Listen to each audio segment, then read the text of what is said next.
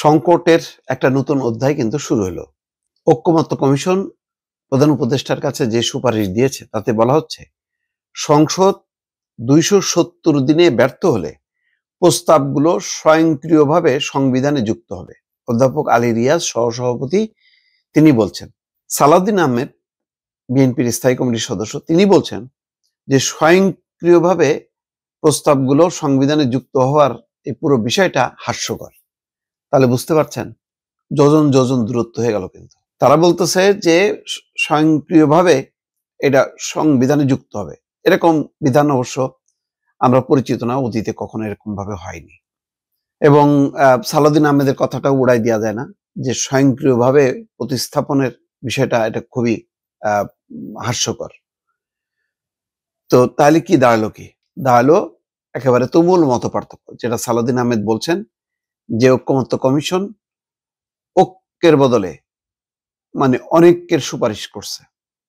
আগামী সংসদ নিয়মিত কাজের পাশাপাশি প্রথম ২৭০ দিন মানে ৯ মাস সংবিধান সংস্কার পরিষদ হিসেবে কাজ করবে। সংবিধান সংস্কার পরিষদ হিসেবে কাজ করবে।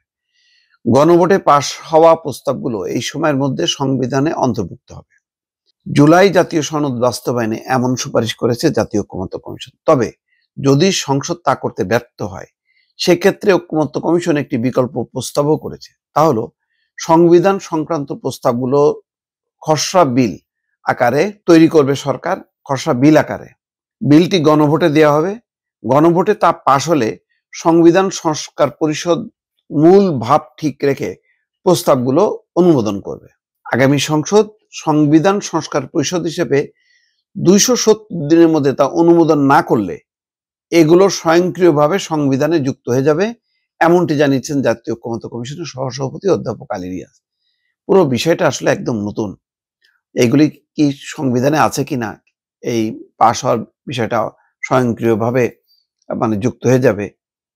মঙ্গলবার দুপুরে অন্তর্বর্তী সরকারের প্রধান উপদেষ্টা অধ্যাপক মোহাম্মদ ইউনূসের কাছে জুলাই সনদ বাস্তবায়নের সুপারিশ জমা দেয় ঐকমত্য কমিশন। পরে রাজধানীর ফরেন সার্ভিস একাডেমিতে সংবাদ সম্মেলনে এই কথা বলেন আলী রিয়াজ। এই সময় ঐকমত্য কমিশনের সদস্যরা উপস্থিত ছিলেন। ঐকমত্য কমিশন এই ৩১ অক্টোবর এখন তারা বিদায় নেবে, তাদের মেয়াদ শেষ।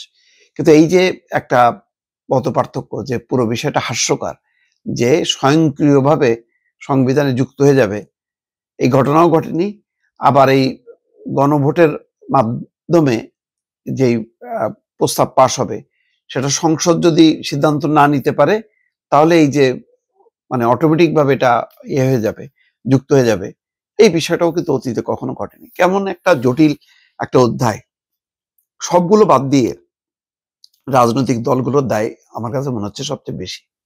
রাজনৈতিক দলগুলো যদি বলতো যে আমরা ৮৪টা সংস্কার প্রস্তাবে একমত হয়েছি, সংসদ মানে আগামী সংসদে রাজনৈতিক দলগুলো কি সরকারি বিরোধী সবাই মিলে এগুলো বাস্তবায়ন করবে, এই মর্মে একটা অঙ্গীকারটাই ছিল যথেষ্ট।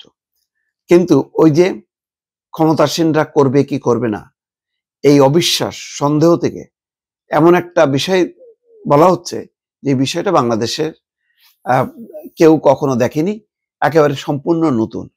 এই সম্পূর্ণ নতুন বিষয়টাকে যেখানে বলতেছে সালাউদ্দিন আহমেদ হাস্যকর।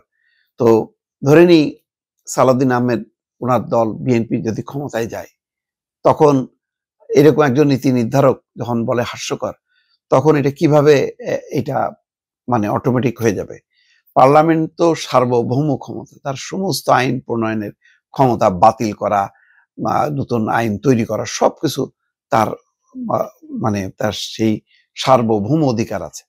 তো সেখানে এর আগে কি হলো না হলো এগুলি কি আসলে খুব মানে গুরুত্বপূর্ণ?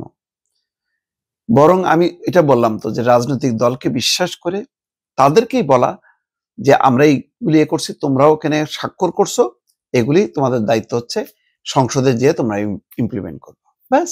তারপরে যদি না করে, তো এখানে তো ডক্টর ইউনূস বা অধ্যাপক আলী রিয়াজ তাদের তো আর অত খেয়ে কাজ নেই, তারা নিজ নিজ পেশায় তো সন্তুষ্ট, যেটা ডক্টর মোহাম্মদ ইউনূসের ভাষণ। তো তারা তাদের করবে, আর রাজনৈতিক দলগুলো যারা ক্ষুব্ধ হবে তারা তখন আওয়াজ তুলবে, বিশ্বাসভঙ্গের আওয়াজ। তো তখন চাপে পড়বে সরকারি দল। এখন এইভাবে এই অটো সিস্টেমে কিভাবে প্রতিস্থাপন হবে 270 দিনের মধ্যে, পুরো বিষয়টা মানে খুব একটা জটিল প্রক্রিয়ার মধ্য দিয়ে বিষয়টা শেষ হলো, যেটা খুবই অপ্রত্যাশিত, দর্শক।